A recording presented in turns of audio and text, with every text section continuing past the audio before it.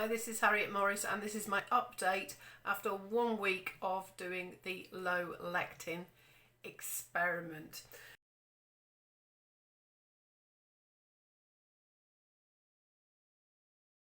So I will tell you that this has been really interesting, and I've gone through, 3 or 4 kind of U-turns in what I think about it in the week.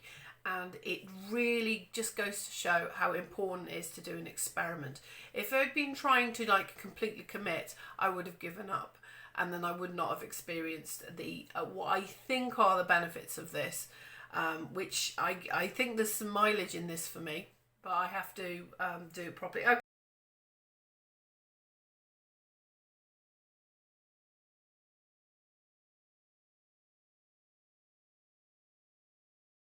Okay, so what I did this week, the idea of doing 7 days was just I couldn't face the idea of that. So what I did was I did 1 day. Monday was all low lectin. Tuesday I had to go to London for work, so I didn't make that lectin. And then I did Wednesday, Thursday, Friday. I did 3 full days low lectin. And then went back to what I was doing at the weekend before. And I did do some weigh-ins, so I'll talk about all that. So what I found on Monday was that I really felt the restriction, and I was thinking, I don't know about this. And then on, just reading up and everything, I found two things that Stephen Gundry, who seems to be the main proponent of the low lectin diet, has said that I really made me question the whole thing. I saw in the Wikipedia entry, he's talking about blue zones, these zones where people live for a really long time, where they eat high lectin foods like, beans, for example. And he said, well, that gets counteracted by olive oil. And I'm thinking, okay, if that's true, you're saying this, then you should incorporate this into what you're doing rather than just trying to sell people an ultra simplified solution. So I was, because I want to be able to eat beans. So I was a bit, and then another piece of information that somebody told me was, we're talking about bread, and I'm like, I really don't think bread and me don't get on, although I'd like us to. And somebody said to me, oh, it's all right, Stephen Gundry says you can eat sourdough. And I'm like, wait a minute. Because for me, sourdough just makes me go, oh, I love it. And it's so addictive for me. And I know sourdough is no good for me. I could just go through a whole loaf. The old compulsive tendencies come back. And I thought, you can't just say that as a universal thing. So by the time I got to the start of Wednesday, I'm like, this just seems like, I don't know, this just seems like a fad. And there's a lot of people who do think it's a fad. But by that point, I had been shopping, and I showed you in the other video, I had bought this stuff, and I thought, well, I may as well give it a go. And I'm really, really glad I did. Because what I found, first of all, in these 3 days, was that I started to cook more foods that were more interesting and tasty than the ones I'd had on the Monday. And I got really excited about that, because I cannot live on cardboard. I tell you that. That was really, really good. I will say, by the time I got to Friday afternoon, I was just like, I can't wait to be able to go back to what I was doing on Saturday morning and have the weekend off, so to speak. And what I found was that I had 2 really good physical benefits. No, 3, actually 3. One was the weight loss, but I'll talk about that in a minute. The first was my legs. So I've had these mobility issues, 4 or 5 years. Nobody really knows what they are. The only thing I can think of is my estrogen levels are falling, so I'm in menopause. And what I found is that my legs felt less pain, less stiff, and stronger.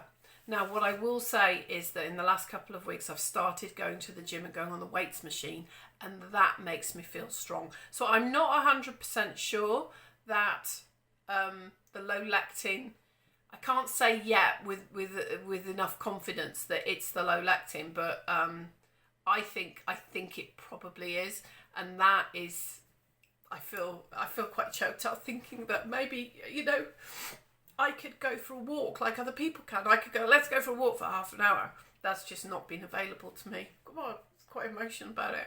And in fact, I did on was it Saturday? Saturday, I did walk quite a lot, nearly an hour,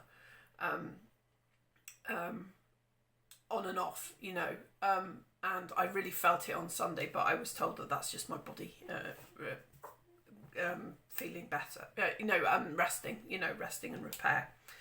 So that is one really exciting thing, and I would say that that's the thing that makes me want to carry on the most is the mobility. The second thing I will say, definitely my digestion has been better. In those 3 days last week, just like I've had mild IBS like for decades really, and nothing has seemed to sort it. I've had times when it's been better, but nothing that I can say this change in my diet will make it better. So it's, for example, wind really, you know, that's something that I get quite a bit,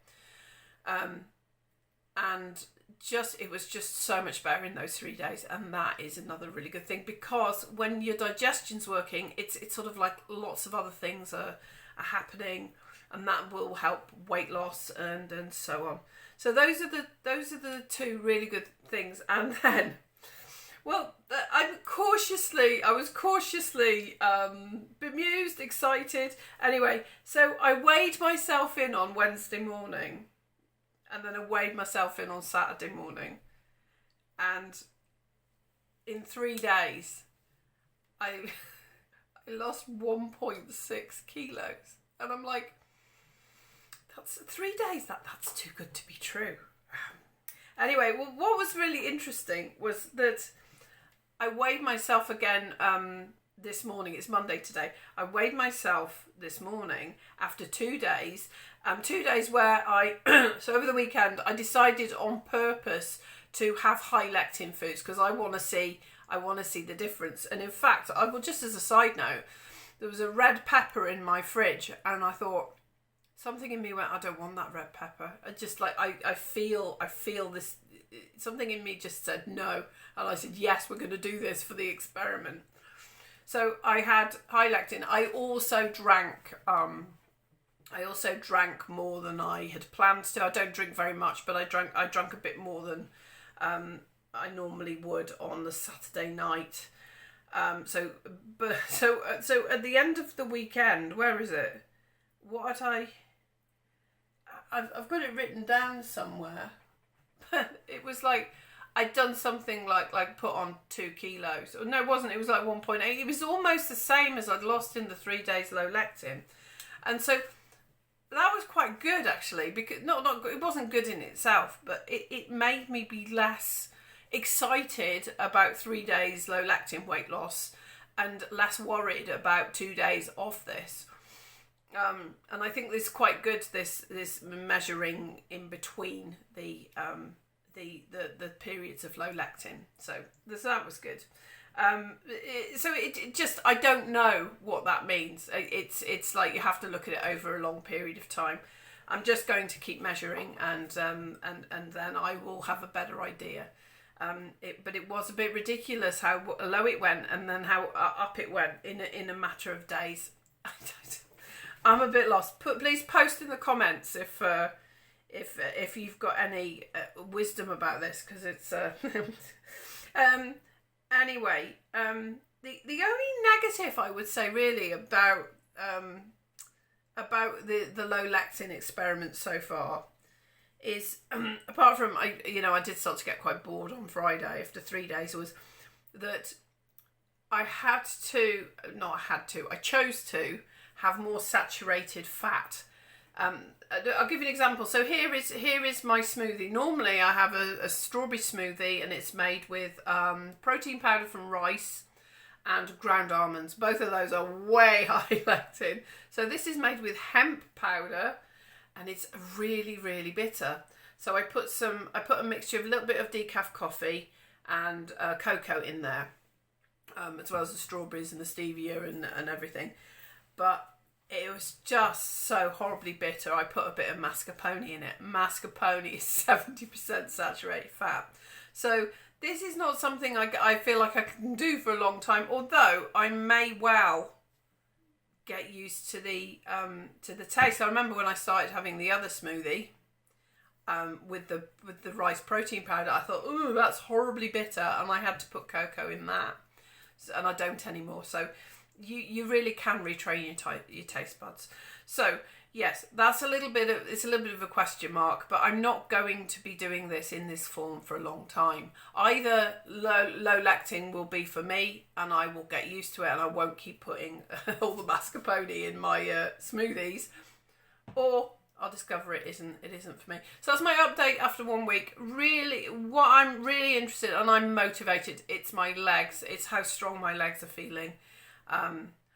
That is my major motivator.